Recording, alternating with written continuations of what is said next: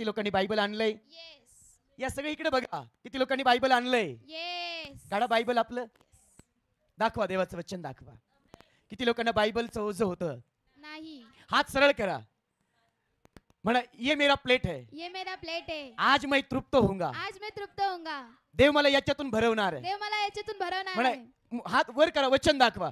म्हणा आता म्हणा हालेलुया. हालेलुया. म्हणा देवाचं वचन देवाचं वचन मला आशीर्वादित मला करणार, आशीर्वादित करतं. मला तृप्त करणार. मला तृप्त करतं. याचा किस घ्या.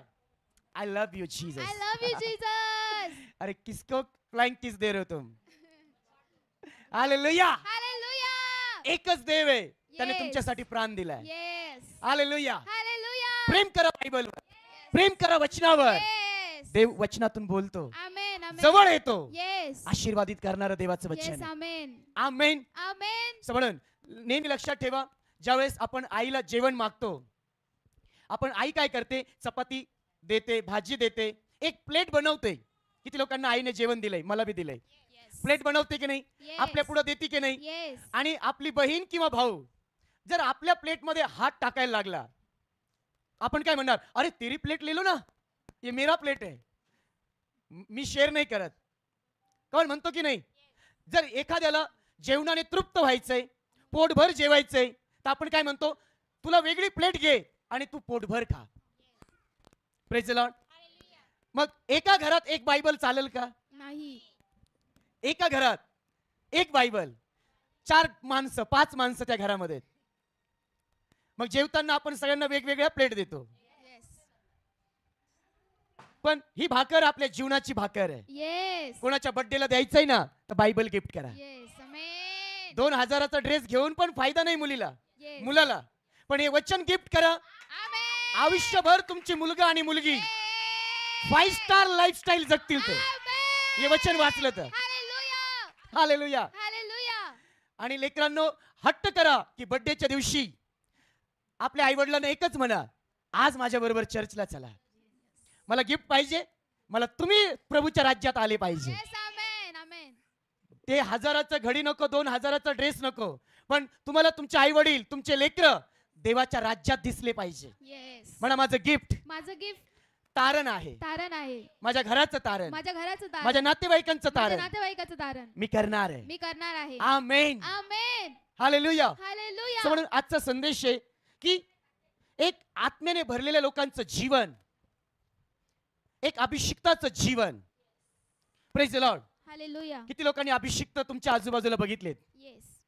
अभिषिक्त आत्म्याने भरलेले लोक, येस. त्यांचं जीवन, त्यांचं वागणं, त्यांचं बसणं उठणं. आज अनेक लोक आज जे स्वतःला आत्म्याने भरलेलं किंवा अभिषिक्त म्हणतात, जर ते तसं वागत नाही तर ते अभिषिक्त आहे का? नाही. अभिषिक्त म्हणजे काय? देव त्याच्या कामासाठी एखादं पात्र निवडतो, त्याला अभिषेक देतो, आत्मा त्याच्यामध्ये येतो, आणि ज्या लोकांमध्ये देवाचा आत्मा येतो ते देवाच्या वचनाप्रमाणे जगतात. Praise the Lord. या तुमच्या आजूबाजूला किंवा चर्चमध्ये देखील या लोक देवाच्या आत्म्याने भरतात. ती प्रोसेस आहे. काही लोक अन्य भाषेमध्ये बोलतील, काही लोक हात हालून प्रार्थना करतील, काही लोक रडतील, काही लोक पडतील, एकदम हालेलुया हालेलुया, काही अन्य भाषा बोलतील. हे चिन्ह आहे आत्म्याने भरण्याचं. पण परिपूर्णतेचं चिन्ह काय? आत्म्यात परिपूर्ण होणं म्हणजे काय? देवाच्या वचनाप्रमाणे जगणं. येस. सगळे म्हणा खरा अभिषिक्त, खरा अभिषिक्त, खरा आत्म्याने भरलेला, खरा आत्म्याने भरलेला, खरी आत्म्याने भरलेली. खरी आत्म्याने भरलेली.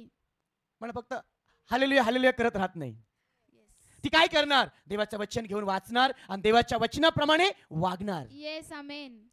नक्की पवित्र आत्मा येतो, लोक हलतात, लोक पडतात, लोक रडतात, मान्य आहे. पण आत्म्याची परिपूर्णता काय आहे? कृती काय आहे? देवाच्या वचनाप्रमाणे वागणं, करणं. Yes. Amen. Praise the lord. Hallelujah. Bible सांगतं या शमूएलाला, सॉरी 1 शमूएल याचा 10वा अध्याय आणि पहिल्या वचनात असं दिलंय. 1 शमूएल तुम्ही लिहून घेऊ शकता. अभिषिक्त देवाने शौलाला अभिषिक्त केलं. देवाचा आत्मा शौलावर आला. देवाने शौलाला इस्रायलचा राजा केलं. त्याला काम दिलं. येस. त्याला एक योजना दिली की तू काय करायचं? इस्रायलसाठी राजा बनायचं, येस. इस्रायलवर राज्य करायचं. देवाने त्याला योजना दिली, काम दिलं.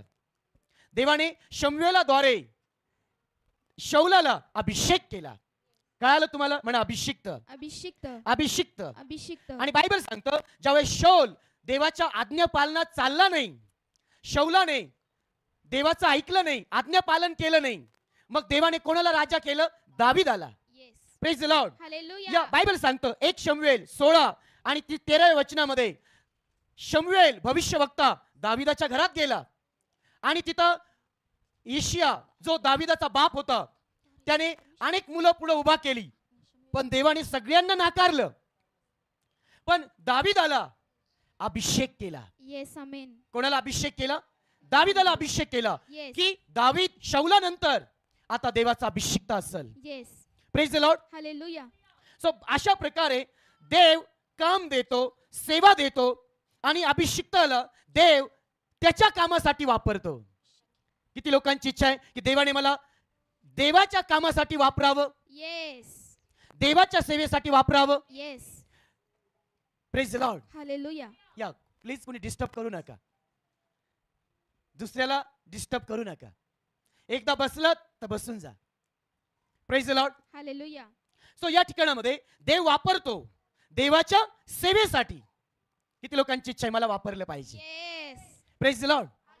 जुन्या करारात देव वापरायचा, देव ठराविक वेळेस पवित्र आत्मा यायचा, पण येशू ख्रिस्ताच्या बलिदानानंतर आता पवित्र आत्मा त्याने तुम्हाला आणि मला त्याचं मंदिर केलेलं आहे. येस म्हणा आमेन मी देवाचं मंदिर आहे मी देवाचं मंदिर आहे कायमस्वरूपी. कायमस्वरूपी येशू येऊपर्यंत येशू येऊपर्यंत देव माझ्यात राहील. देव माझ्यात राहील. किती लोकांची इच्छा आहे येशू माझ्यात राहायला पाहिजे? येस आमेन येशूसाठी हृदय उघडा. जे येस नवीन लोक आज पहिल्यांदा आलेत, येस जे नवीन लोक आहेत त्यांनी काय म्हटलं पाहिजे? मी येशूवर विश्वास ठेवील आणि देव मला तारण देईल, येस आमेन मला आशीर्वाद देईल. येस म्हणून तर ज्या लोकांना सेवा करायची त्यांनी रोज आपलं मन, आपलं हृदय देवाकडे लावलं पाहिजे. येस आज्ञा